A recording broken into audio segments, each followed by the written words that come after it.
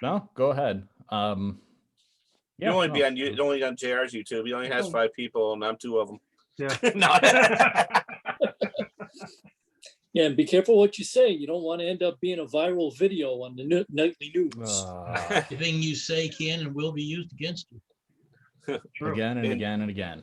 And again. All right, so I see the little red flashing light in the left-hand corner, so that's a good sign. And good evening to everybody. Welcome to the April Schenectady Museum Amateur Radio Association club meeting. This evening, our presentation will be by Mr. Ben Sharon.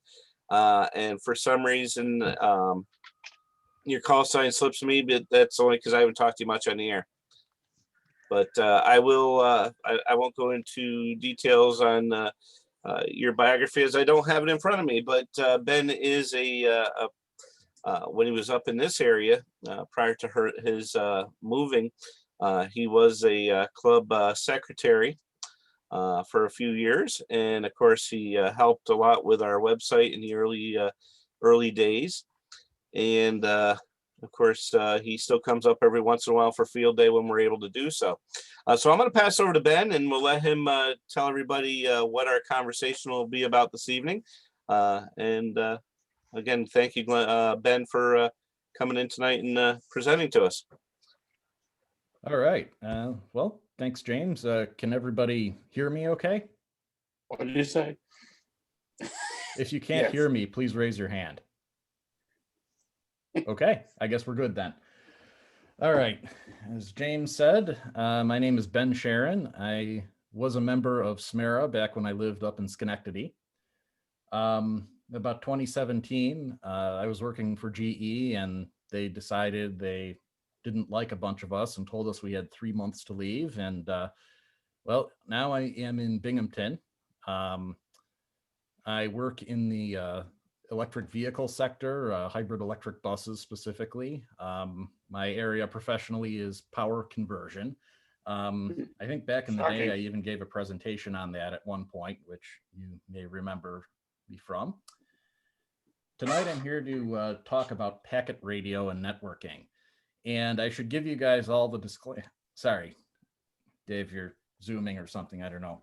I should switch to the presentation right here. Let me just start sharing my screen. Just make sure this works. Okay. Let's see. Can you guys see this here? Yep, looks fine here. Yeah, we can. Good. I can see it. All right. Well, let's go then.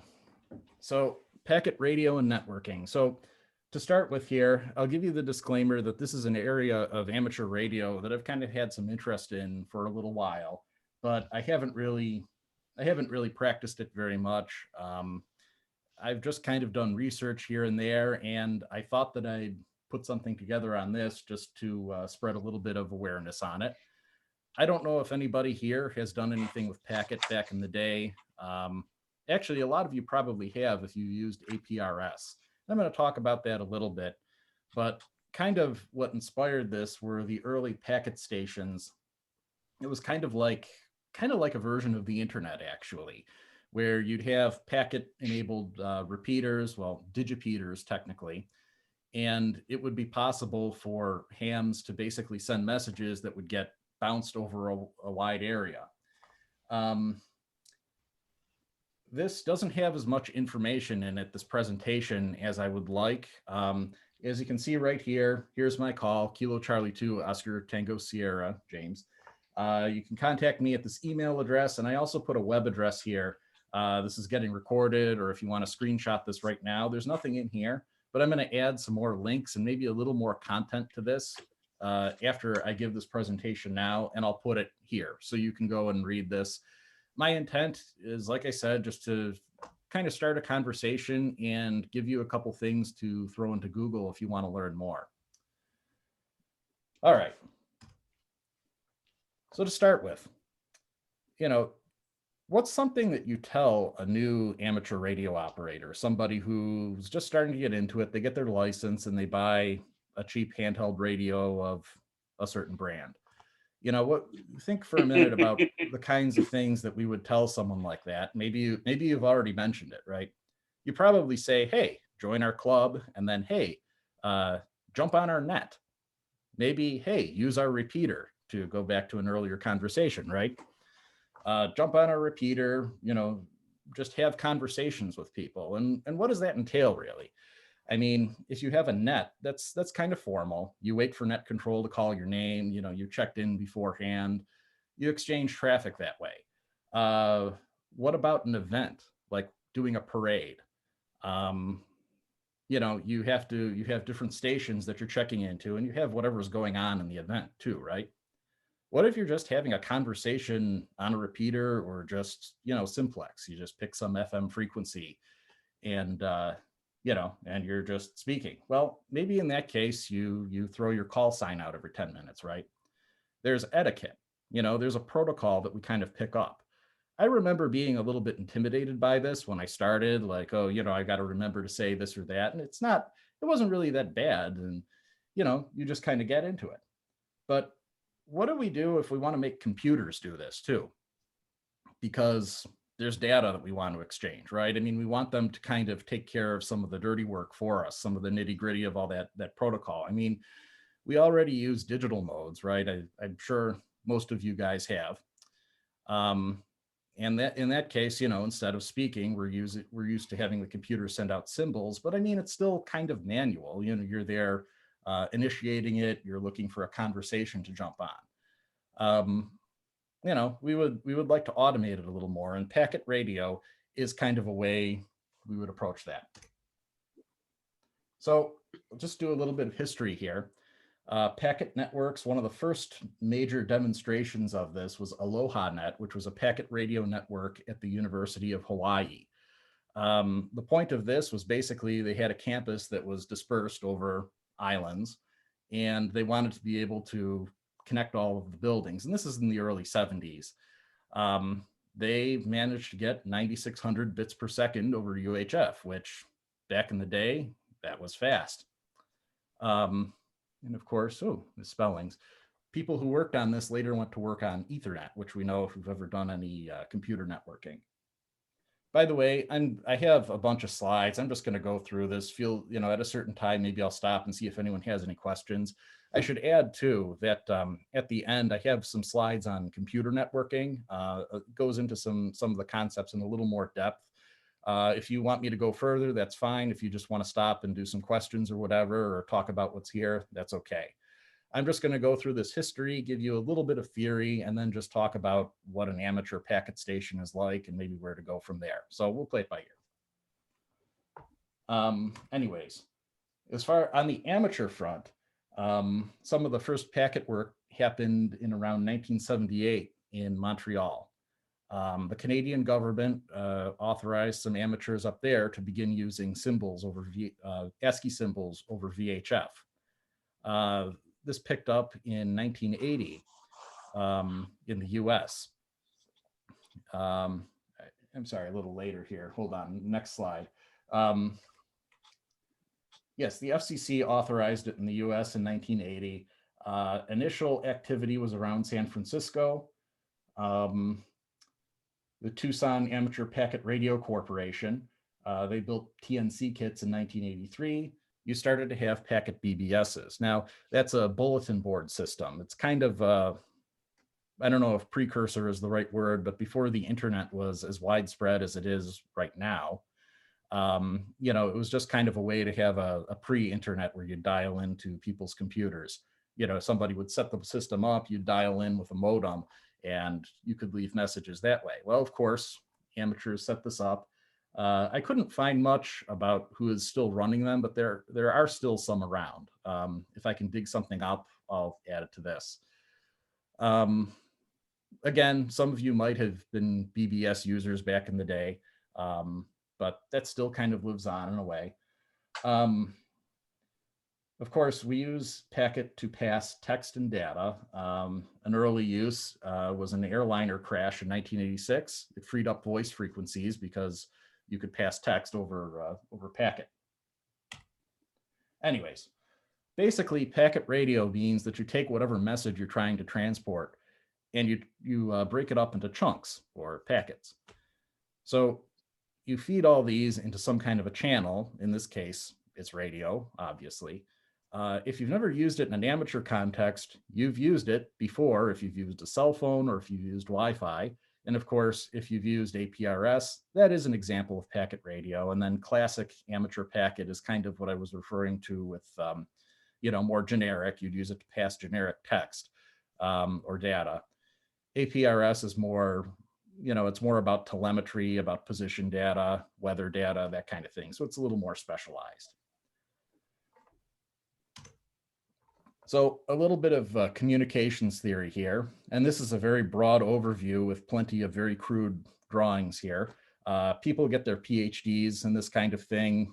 I don't have the time or enough memories from when I took this in college to go into too much depth, but basically there's two kind of ways you would set up a communication system. There's circuit switching and packet switching. And circuit switching, and by the way, there is some overlap and it gets a little abstract when I talk about some of this, but I'll try to keep it grounded here.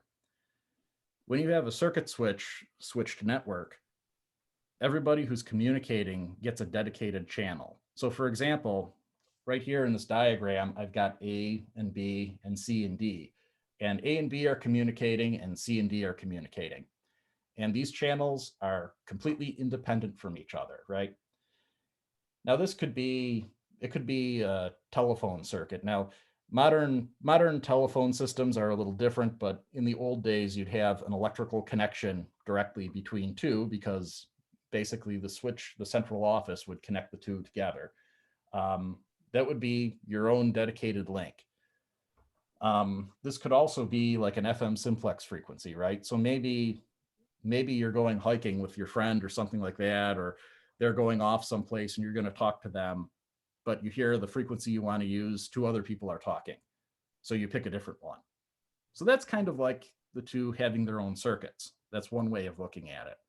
And of course, a cocktail party. And by the way, they call this the cocktail party phenomenon. It's the ability of people to pick out conversations in a room full of other people talking. So, you think about that being the channel, and then you kind of tune into the one conversation, and that's kind of like your circuit. Now in packet switching, as I said, you break your message up into packets, and then you send the packet from node to node. Now the packet has the actual thing that you want to send, the data, text, whatever, parts of a picture, and it has a header that talks a little bit about the packet and what should happen to it. Again, this is very generic. That's part of the protocol. So you'd have an agreed upon standard about how the packets are passed along. How should they be assembled? What's the sequence? That sort of thing. So right here, again, I have the two channels, and instead of the lines, you have the dots. So these are the packets. Now, we still have separate dedicated channels right here. And in this case, the packet adds a little bit of overhead because you have extra data in there. It's not just a continuous stream. But if you think about that channel, what if you're talking on simplex and you ask somebody to go read something or look something up? So they have something in a book and they take a moment, they take 2 seconds to look through the page. Or, they're trying to think of something, or they pause or something like that. So one way of looking at it is, okay, that's part of the conversation. But another way of looking at it is, for those few seconds, your channel isn't being utilized, right? Because there's nothing going on there. You can actually have, multiple messages coexisting in the same channel here. So I've drawn this diagram right here where we have A, B, C, and D, and they're still sending their messages out. But there are other points right here. They're being received by other nodes. Those are the circles with nothing in them, and they're being sent along. And you can see in some cases, there are the blue or the red and the green dots that are coexisting on the same channel, the same link. So if you can imagine this for a second, this might be a bunch of mountaintops. And these are stations that are sending data to each other. And if there's no data in one being sent on a channel at a particular time, somebody else can send their message at that time. So in a case like this, where you have a shared resource like radio, and you have a bunch of people trying to send messages, packet switching is kind of interesting. Now, the packets that you're sending, like I said, they could be text, they could be part of a web page, they could also be digital voice, right? We're doing that right now. In fact, we're not using radio, or maybe some of you are on Wi-Fi, I'm not sure, but that's kind of how the internet works. And that's kind of why it's become a standard, because it's flexible. You can have multiple paths, you can correct for damage. If a meteor hits one of these stations, the other ones can still forward traffic or something like that. Again, this is very high level. You'd have a protocol, you'd talk about, how exactly are we going to adjust things? How are we going to route things around? But there's a lot that can be done there. What's next? Okay, amateur packet. Typically, this is used on VHF or UHF. Generally, it's been about 1,200 baud for 2 meters, or 9,600 on 70 centimeters. A little bit of activity on HF, although that's not really as common. AX25 is a protocol that's used for sending the packets or frames. You'll hear that term as well. And that's pretty low level. That is the most basic way you would have two stations communicating to each other. And in a lot of cases, early amateurs were just using AX25 to pass text messages, basically. You can, with the right hardware, which I mentioned before, the earlier slide called out a terminal node controller. That was basically a small microprocessor, think what they were doing in the 1980s or so, that talks the AX25 protocol a little bit. You can do things like have a mailbox set up. So you could just, in the old days, leave your TNC hooked up to your 2-meter radio, and while you were out, somebody could leave you a message, a little email-like. People experimented with this in other ways too, kind of replacing like terminals that you would use over a phone line, like you would with a modem. So if you wanted to log into a remote session on like a Unix system or something like that, people played around with that as well. There was a lot of flexibility there, but again, we are still limited by speed. Just a quick trivia here. Does anyone know what the difference between baud and bits per second is?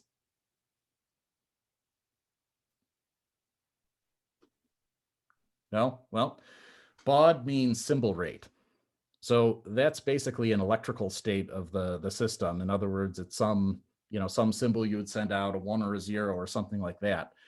And you use that to encode bits per second then. So those two can be the same, but they're not always. And what that means is that sometimes if you have a certain way of a certain communications channel, you can find better ways to use it. The FCC limits us as far as what we can do on UHF and VHF to 19.6 and 56 kilobaud. Doesn't mean kilobits, but it could, but with different modulation schemes, you could do better. AX25 doesn't specify anything about that. Typically, I think it uses the Bell 202 modem standards, I think. So it alternates between, I think, 1100 and 2200 hertz. And then that's just audio then that you would send out the same way you would with, if you're doing anything in FL Digi or whatnot. Now, TCP IP at the bottom is something I included because, again, I thought this was kind of interesting. We don't have to go into that too much, but I have some slides on it if you guys want to talk about it. It's a little more applicable to modern computer networking, but we can bring it into this as well. Anyways. So AX25, if you have a bunch of stations that are trying to talk at the same time, think about field day when you throw your call out and you have a pile up and you hear a whole bunch of people, 25 stations trying to come back to you at the same time, right? And then you can kind of make out one, and then you go back and you establish the contact, right? Well, when we're doing packet, we have to have a way of doing that too. AX25 uses a scheme called carrier sense multiple access. So it's basically listening for it first, and then it'll try to transmit and detect the collision. Again, that's kind of getting into the weeds a little bit about how this works, but you have to have a method to detect if somebody else is already trying to talk, and then just back off if they are, and then wait till the next available ability. So if you know that they're sending out, a message of a certain chunk of it, you can wait till that's over, and then you can send out your message, and then someone else can do theirs. AX25 has some simple features built in for routing. Now, by that, what I mean is, okay, one station, one digipeater can hear you, but the station you want to talk to is much farther away. You transmit, and the digipeater picks it up and retransmits it with some information stuck in the packet's header. So the next stations know, hey, this is something I've never heard before. And that way it can actually jump between digipeaters and eventually get someplace else. It's not always the most efficient in terms of just throughput, but it is a way to get a message through. APRS uses this heavily. All right, so some of the equipment, obviously you need a radio. You need a terminal node controller, which would talk AX25. Now in the old days, this was a discrete piece of equipment. It was just a box you would get. You would hook it up to your radio, and then it would give you a serial port output, and that would be kind of a dumb terminal, meaning you just talk to it from your keyboard. You just send ASCII characters to it and interact with it that way. And it would have all the logic you'd need to, set up mailboxes or whatever else. Now, you can also these days get software TNCs, and one of the newer ones is called Direwolf. That's an acronym, and you can run that on your computer. I wanted to kind of do a demo, but I couldn't really pull anything together for this. But it's not too difficult to get up. I mean, if you've used something like, again, FL Digi before, it's the same idea. It talks to a sound card, and then that can talk to your radio. So you can, again, use it with kind of a dumb terminal and interact with another station that way. You can use it with APRS, and you can use it for TCP/IP networking and use, the web or standard applications you would use on your PC. Now, in the past, I have experimented with that. It's possible to get your amateur station to show up as a network interface on your computer. I attempted this, and I used FTP, file transfer protocol. It's not used as much anymore, but it was used early on in the internet for just bulk transferring of files. Doing that over 2 meters was extremely painful. There's a lot of extra overhead involved, and I think it took me something like 5 minutes to transfer a small photo. It's kind of difficult.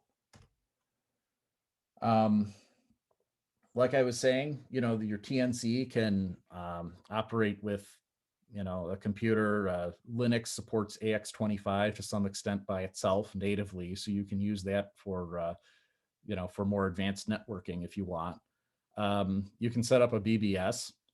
I mentioned Direwolf. It's actually, I've got a slide on this, but it has built-in APRS functionality. Some radios do have built-in TNCs as well, and this would basically just show up as a serial port. I think some newer ones, you just you can do it over USB, and it shows up like a USB to serial adapter. And then you can kind of skip a lot of this other stuff and just use it that way. I mentioned Direwolf. It's actually decoded information from radio emissions for Windows or Linux fans. It's cross-platform. I'm going to be blunt. I am primarily a Linux guy. I have not experimented with this on Windows, but the user guide does cover using it on Windows. It's also a good excuse to get a Raspberry Pi if you need an excuse to get a Raspberry Pi. This is actually a great application for that. It has the ability to act as a digipeater all by itself, all contained within the program. It can act as an APRS tracker if you have the right GPS interface as well. What else? It can basically create a fake serial port that you can use with any other application that expects to talk to a normal TNC. For example, there are some APRS applications. There are a couple older programs that I've used that basically give you kind of a map type interface, a Google Maps type interface that you can use them with. Xaster is one of them. They look straight out of the 90s, but they get the job done. It can also expose an interface over the network, kind of the same TNC interface, but you could do, if you have like a Raspberry Pi, you can leave that somewhere and then access your TNC with other applications from a different computer. So that's kind of neat as well. What else do I got? Here's just a quick crudely drawn diagram, basically. You have Direwolf running on a PC that has a sound card. You connect that to your radio. Now, just a word here. You need a way to allow this to transmit, basically push to talk functionality. There are some different schemes for this. And I think, let's see, if you have a Raspberry Pi, you can actually use the general purpose IO interface right on there. You can also, let's see, I think you can also use a serial port as well. If you have an interface like the SignalLink USB that has circuitry inside that it automatically, it's basically a sound card, but it will automatically figure out when, it's basically like a Vox circuit, but it's designed for data. The thing you really don't want to do is use the Vox that's built into your radio, just because that's optimized for voice. So it's not really going to be the greatest. It might have too much of a delay, so part of your transmission will get cut off. Let's see. So this I just threw together, hence the misspelling here. This is just a little interface you can use with a Bofang, which, by the way, a Bofang isn't really a great radio for this. Just in terms of the way the Vox works. Like I said, I mean, that's not ideal. This is a quick and dirty setup that you can use, though. And all this is a BTEC cable that I found online. You can get this for like $20 on Amazon, or even just make your own. But all that is it's an interface that you'd normally use for like your smartphone. And then this right here is also just a USB audio adapter, basically. And the nice thing about these two is this is pretty standardized. So they work on just about any of the major operating systems. So you don't really need to worry about drivers or anything like that. And this just shows up as a sound card. And then you can go ahead and use that with, Direwolf or whatever else too. If you play with Slow Scan TV or any of those other things. And again, if you could probably homebrew some kind of a Vox circuit and just stick it in between right here, or maybe come up with a different cable of sorts. But you could come up with a solution like that, and so that's a pretty cheap way to get into it. Okay, so again, there were some other things that I wanted to add to this that I didn't get to right away. But one of the things that you see a lot now are cheap, small hardware transceiver ICs. And these are basically just a little data transceiver that'll work on, they'll work over a range of frequencies, but they will work on the ham bands. 433 megahertz is actually a pretty common one. This can go with a microprocessor, and you can get pretty good data rates out of that. And it's not really, you're kind of stepping out of the realm of conventional amateur packet as I've described it here. You don't necessarily have to use AX25, for example. All the FCC really says is that we have a symbol rate on VHF and UHF. So you have a lot of flexibility there.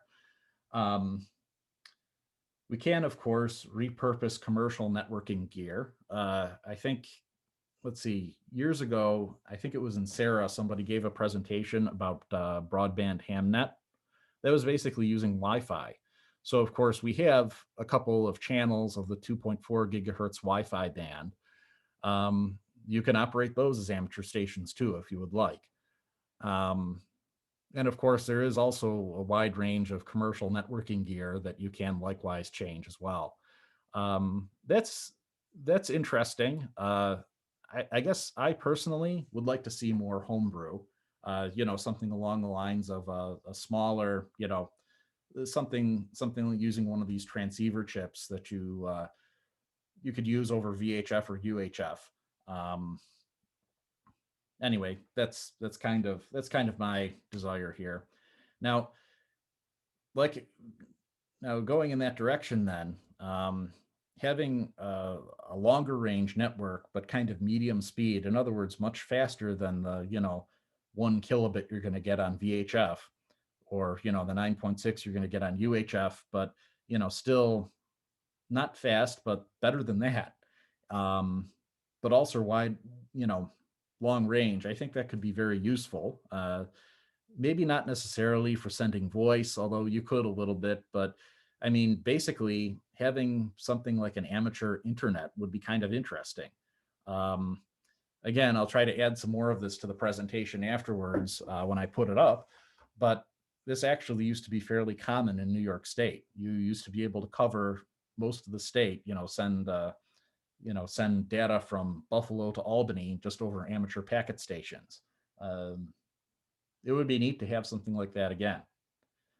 We probably need to take another look at this from a regulations point of view. At one point in time, I mean, a lot of the people who have worked on communications over the years have been amateur radio operators. Um, I think that loosening the regulations to kind of encourage more people to, use ham radio as a tool to learn and experiment would be a good thing going forward. So it would be nicer to have some more bandwidth on perhaps UHF. Um, like I said, more homebrew. I didn't really I didn't really touch too much on TCP IP, but IPv6 is something I can get into in a little bit. I think it would be cool to have better, more packet capabilities on satellites, higher speed.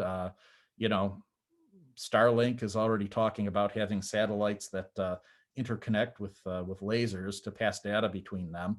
Even before then, I think there were other networks that were doing that in concept too. I think it would be cool if amateurs did something like that. Put a bunch of CubeSats in orbit. You don't have to have complete coverage, but have them be able to pass data along, and every 15 minutes or something you can hit a satellite and throw some packets up or pass a message. I think that would be awesome. I do want to mention ham WAN. This is using repurposed commercial gear, and I think they're multi-gigabit, multi-megabit at the very least. They're very big around Washington State. This is kind of an example of a bigger project. This is literally close to what you think of as the internet now. I highly recommend checking out hamwan.org. They have some interesting documentation up there. That's another possibility, although that's a bit more of an undertaking, I think. That said, the sky is kind of the limit here. So, all right. So at that point, I'll just take a pause. Does anyone have any questions, any comments, anything like that? Anything I should, revisit before I go on a little bit here? Hey, Ben, if you don't mind, I'd like to make a couple quick comments. Sure. One is, of course, I got licensed in '93, and one of my interests back then was getting into packet, and I spent about 3 years just hiding on the low part of 2 meters doing packet. It's kind of interesting because that was before we had what we have now as far as the internet. And one of my favorite things to do was to connect to Cherry Valley, which I don't remember. I think that's college over there. And I can't remember the exact route because that was many years ago. I actually had papers upon papers of routes to get everywhere. But if you hit any of the major colleges, then of course, back in the day, the internet was reserved for most of the colleges and of course governmental. But you could actually pull up a list of other colleges with their IP addresses. You'd pop the IP address in, such as I would go down into New York City, come over to England, and then bounce out of there into another digipeater and drop into a BBS, get into a chat room. And now I'm talking to people in England as a technician, keep in mind, on a computer. Now, granted, again, it's packet radio. So every time I send something out, it's got to go across each connection. And then, of course, we were limited to 1200 baud on 2 meters. So it would definitely, I was reading the chat here from Rob, definitely take a little while, and it took a while to have a contact.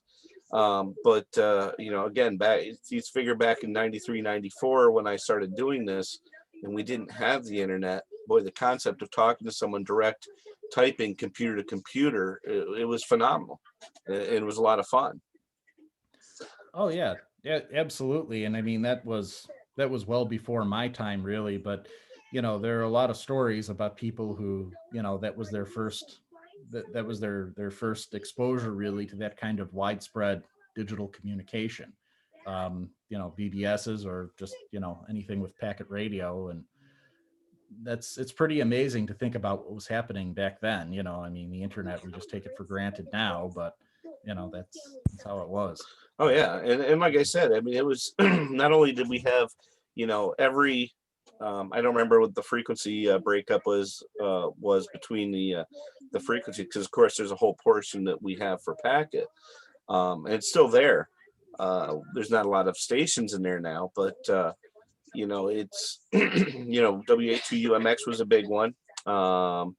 N2TY, they still, I think their BBS is still connected and answering, although I was not able to actually get into the bulletin boards last time I tried. But there are some, and as far as an Aries standpoint, the last time we discussed it, one of our section meetings, they are trying to rebuild the packet network all the way down to New York City again. The breakup, believe it or not, is just south of Albany. So they're still trying to reconnect that because it does have value, especially in emergency situations. Yeah, no, it's very flexible. Great for freeing up the voice channels for things that when you have things that just don't lend themselves to that sort of to voice, really. That's great. I mean, I've peeked in at that a little bit. I have some more slides here about the AmperNet a little, where I think our regional coordinator is kind of trying to push for that too. It's fascinating. I think that's a great idea. Oh yeah, and then, of course, this was all the beginning part of where we're starting to see. Now you're seeing, well, I can't remember the program now. I had it a second ago. Where you're doing an email system. And, yes, thank you. But there's quite a few now in that section where packet was. You're starting to see a lot of direct WinLink contacts as well, or as far as stations.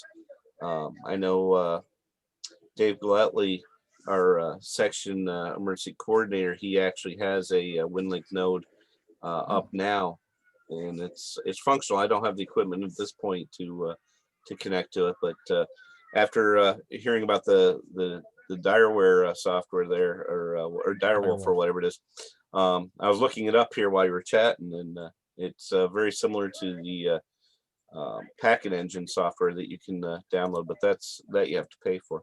All right, I'll let you get back to it. I just wanted to share that. Oh, well, thank you. Anybody else have any questions or comments or anything before I go on? And do remember, there is a packet station still on the ISS, and when they have it active, you can still connect to it. That's true. There is a packet digipeater up here now. It's up on 145.01. I believe that's the UMX. Okay. And I'm listening to it now. So yeah, that is UMX still. Yeah, I think. Or Troy. Just as an aside too, there is APRS also. I just have my but right here. That's a 144.39. 39. Yeah. So you can do that wherever. But anyways, all right. Well, if there's nothing else, so just wanted to go a little bit more into some theory here, and then that's, then I'll be done. Um, let's see. So basically, what we described using AX25 to go between nodes, um, that's what you would call low level, and you can think of that as kind of being like a single network in and of itself. So it's pretty basic. Everybody has, an address with AX25. It's based on your call sign. Um, if you want to start connecting different networks, basically you need to start adding a little bit, some more layers of abstraction on top of that. I just want to talk a little bit about, first of all, some of the, the different protocols that you would see in use here. Again, I apologize for the typos. I'm going back through this and realizing that probably should hit spell check again. As I said, protocols like AX25, you want to make sure your data has integrity. You want to avoid collisions. You can have protocols on top of protocols. You can call that a stack, where you kind of have one protocol and it adds on to whatever was beneath it. And then you can have another one on top of that that adds other functionality somehow. Getting to something a little closer to, what we typically use for networking now, the OSI model looks something like this. This is a protocol stack, or an approximation of one that you'd commonly use for basically standard computer networking here. At the bottom, you have the physical layer. That could be a wire. So think bits in the wire or radio waves, basically. That's the lowest level. That's dependent on the electrical characteristics, what kind of modulation you use. The truth is, it could be, you could use carrier pigeons or whatever if you really wanted to, or bongo drums. I think that has actually been demonstrated. But you can substitute that in, and the layers above it will still work as they should. So that's kind of one of the interesting things about it. That's kind of one of the reasons I put these slides together. The data link layer, data link and network, AX25 kind of inhabits both of those a little bit. But basically, the data link is kind of how one station or node would talk to a different one. So it's very basic in that respect. Network is kind of like, I have one group of these stations and I have another group, and I want those two to talk to each other. So it's kind of like saying, all right, everybody has an address, but now this group is known one way and this group is known as another. So as long as we can address one station in a different one, well, then we can transport data across that. That's transport. And then that kind of goes up through the application. Now you can look this up on Wikipedia if you want to get into this a little deeper. The actual implementations of these kind of overlap some of this to some extent. Presentation and session, for instance, depending, that could be part of the application layer or, the transport. Anyways, as I said, data link in the physical layers. This is just some kind of a local network that you have. And I apologize for the eye chart here. I made this on a much bigger monitor than maybe what you have. But basically, in this local net right here, everybody, the first circle is sending out about messages to the second and third ones, and they're all getting it, right? So they're all hearing everything that gets transmitted out. And this is typical of something like an old Ethernet network where everything was literally connected together, or, it used a hub or something like that. Similarly with Wi-Fi as well. And that's kind of difficult because you need a way to make sure that two nodes aren't talking at the same time. You need to detect when, like when there's a collision, you need to know when the next node is going to jump in. Wi-Fi and AX.25, those are two ways of addressing that. Just as one word, I mentioned we were talking about circuit and packet switching before. With Ethernet, there's something called a switch that will actually clean that up a little bit. So it actually is possible for two nodes to have a dedicated channel. So you can kind of get some of in the cases where circuit switching would be a little bit of an advantage, you can kind of take advantage of that. So the top circle is talking to both of them, but the other two only see the messages that are destined to them. So that's kind of nice. We don't really have that luxury with radio unless we do something like use another channel. So if you locate another frequency or something like that. But in the case of, for example, you're using 145.01, you might have a few nodes trying to talk to that at the same time, and you need to deal with that. All right, Internet Protocol, or IP. Maybe some of you are giggling at that. That's okay. This is what you would use to connect different networks together. Now, the way that this addressing works is typically this would also sit on top of the standard data link addresses. Now, if you've ever done anything with computer networking, you have a MAC address in addition to an IP address. And the MAC address is just deals with your local network. In IP, that would be called a subnet. And then, of course, you would use a router to bridge two of those. Router, in this sense, is just a device that connects the two.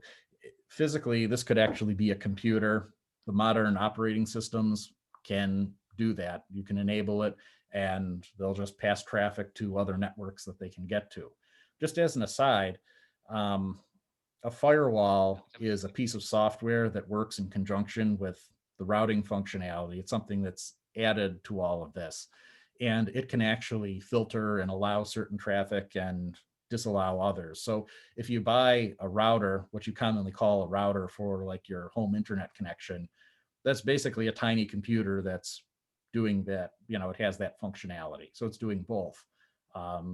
You could set that up on your normal PC or workstation if you really wanted to, though. Getting back to the addressing, a word on this, IPv4 is kind of what is in widespread use. Those addresses are 32 bits long, and that gives us about 4 billion addresses or so, a little more. And we're actually almost out of them. In the old days, nobody ever thought that there'd be this many computers or devices attached to the internet, but there are. Part of the problem was that companies would sit on these back in the day. They would order what they call a Class C, which is basically, so if you imagine 192.168.1.30, like I have here, a Class A would be like 192 and then everything possible from there. So that's 32 bits. So each of the numbers between dots there is 8 bits. So that's 0 to 255 basically. Companies would reserve these and use a decent amount for whatever computing they had and have a bunch that was allocated to them but not doing anything. As recently as a few years ago, when I was still at GE used to own the entire space beginning with 3.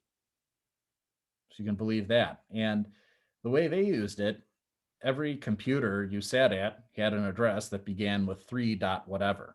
And the thing was, early on with the internet, the idea was that everything attached, everybody would be able to see it.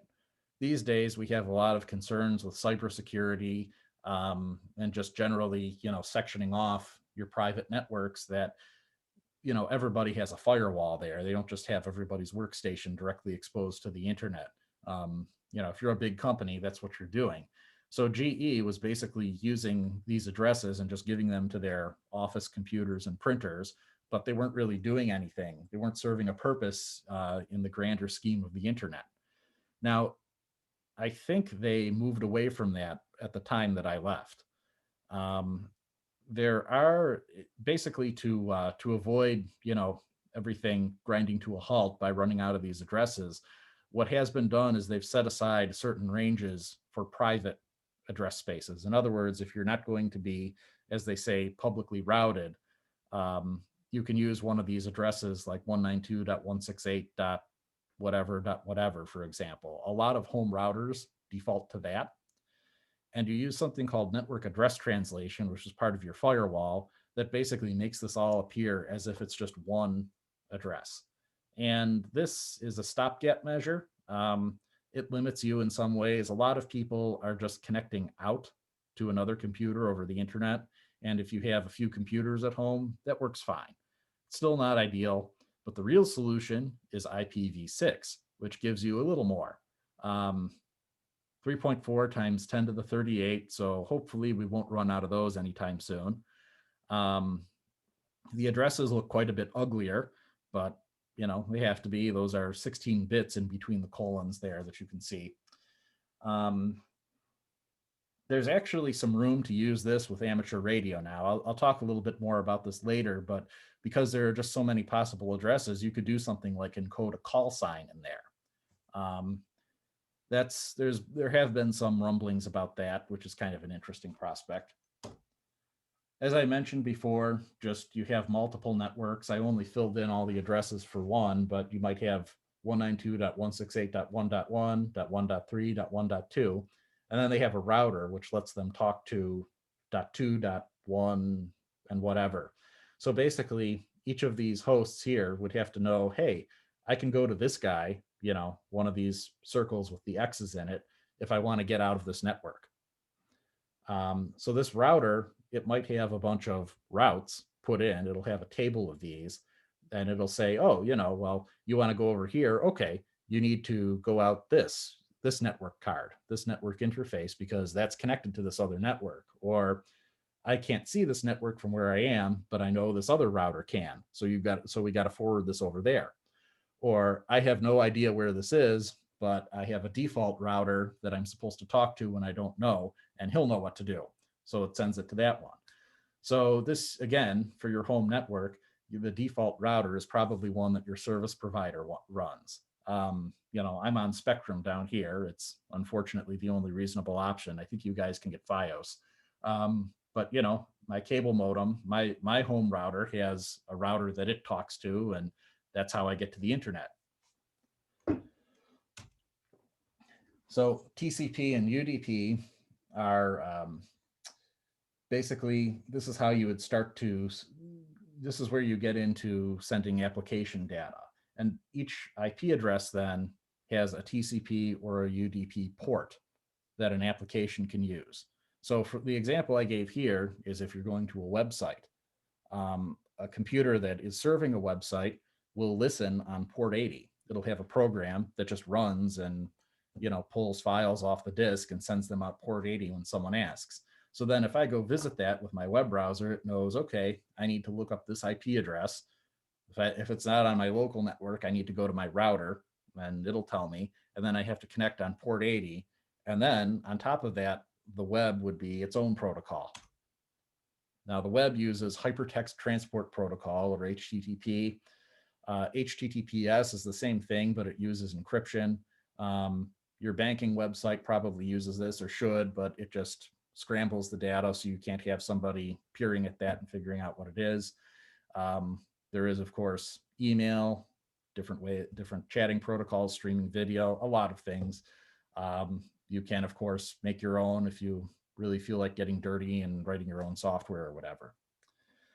So the entire idea of that then is, if you have a web browser that you're trying to write, or you have some other program that you're doing, you don't need to know how to address a computer elsewhere on the internet or somewhere. You just know, okay, I'm going to use this function in the rest of the system, the operating system, Windows, Linux, Mac, whatever you're using, has that functionality built in.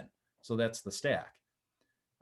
It's called a TCP IP stack. Basically, it's all the software libraries, all the layers of that your computer needs to actually use those protocols. Now, like I said before, you can substitute out different parts. Now, Ethernet is a data link protocol if you go back a couple slides, but AX.25 is also a data link protocol. So you can use TCP IP, you can use your web browser, normal email, just what you would use on your computer already over AX.25 if you really want to. Like I said, it could be painfully slow, probably will be painfully slow, but it's possible. And it already, I personally don't expect email to be perfectly instant. Even if we had to deal with 1200 baud, something like an email system would be practical over that, I think. So food for thought. Now, this is something that's kind of interesting. I mentioned that, we're running low on IPv4 addresses. Well, early on, someone I mentioned earlier, Hank Magnuski, I think, secured an entire block of IP addresses. Like I mentioned, companies like GE were sitting on them. Well, this happened with amateur radio too, because somebody had the forethought to do this. Now, we're usually used to listening to, talk of, okay, this chunk of our spectrum is, they want to give it to whatever. I think there was some petition earlier to relocate the 2-meter band for something. I'm not sure, but, you hear about that constantly. But, these IP addresses are actually a very hot commodity. Again, I need to link to the organization that manages this, but this was actually, I don't know if a scandal is the right word, but a bunch of this address space was sold to Amazon. If you can believe that. Just as an aside, Amazon has a company that does, or has a subsidiary, Amazon Web Services. They do like web hosting and cloud computing and stuff. So that's actually pretty valuable to them. And I think about a quarter of the addresses got sold. Now, the organization that manages this, they got, I think, around $85 million for all that. So, and that's not regulated by the FCC or anything. That was just a call they made. Now, supposedly that was something that, they claimed it was their prerogative, but it was a little fuzzy. It's a little, I don't want to say hanging by a thread, but it was easier than it probably should have been for them to sell this off. Now, in their defense, I don't really think there was a lot of usage of this address space. I think that the portion that got sold off was actually being used in Europe, but there are still a ton of addresses here, and we haven't really, I don't think there are enough amateurs involved with this. So I'll put a link up when I put the presentation up. So if anybody is interested in digging into this further, consider maybe asking for an allocation just for the sake of using this for something before it goes away. Of course, the other thing too is probably the community, the packet community probably needs to look at IPv6 a little more. Until we start colonizing the galaxy, I think that'll probably give everybody enough room. And of course, encryption is also a hot topic. If you're going to do anything with, packet and you're going to expose any of it to the internet, there's stuff on the internet that probably shouldn't go over amateur radio. Encryption, this is my interpretation. We're not allowed to use encryption to obscure the meaning of the transmission. To me, I think that means authentication is okay, which basically means you shouldn't be able to spoof someone. If me and N2UZQ are having a conversation, I should be able to have an assurance that it's the real N2UZQ and not some imposter, even if everybody can look and see what we're talking about, so to speak, or what data we're exchanging. That's my personal take. If anybody pursues this further, it's up to you with how you use your own license. Just throwing that out there. All right, so I already covered TCP/IP and why you would use it. Like I said, just being able to use normal applications over the radio. And I think there's just a lot of possibility there. This is all I have. It would be really nice to, revive the packet network, but it would also be really awesome to modernize it. Basically just take better advantage of what we have. Bring some new applications into it, get some new usage. There you go. So that's all I have right now. If anybody has any questions, again, I'm open if you want to discuss anything. Once again, I wanted to add more to this presentation than I got the chance to here. I'll try to update it over time. I got to say, it's great to see you all again, even if it's only on the little Zoom rectangles here. I hope you're all doing well up there. Hope everything's going all right up in the capital region, and stay healthy and keep washing your hands. So thank you. Thank you. Thank you very much, Ben. Very informational. Looks like Kevin might have his hand up or he's just waving. I'm not sure which.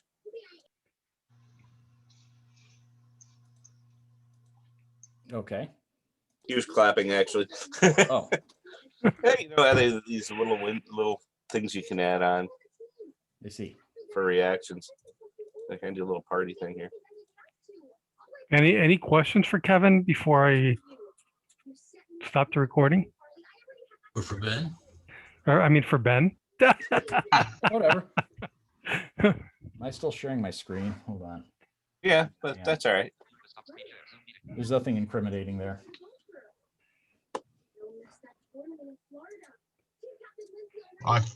And Ben, what is your email address in case Anybody- Ben Bravo Echo November at kc2ots.org. Here, I'll just put it in the chat.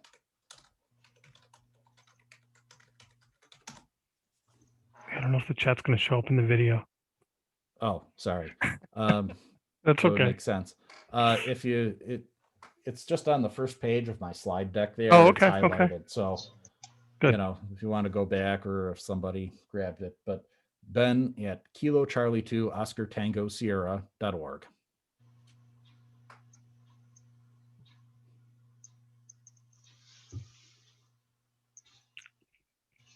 Any other questions for Ben? I want to thank him for taking his time, for coming out for spending his time with us this evening.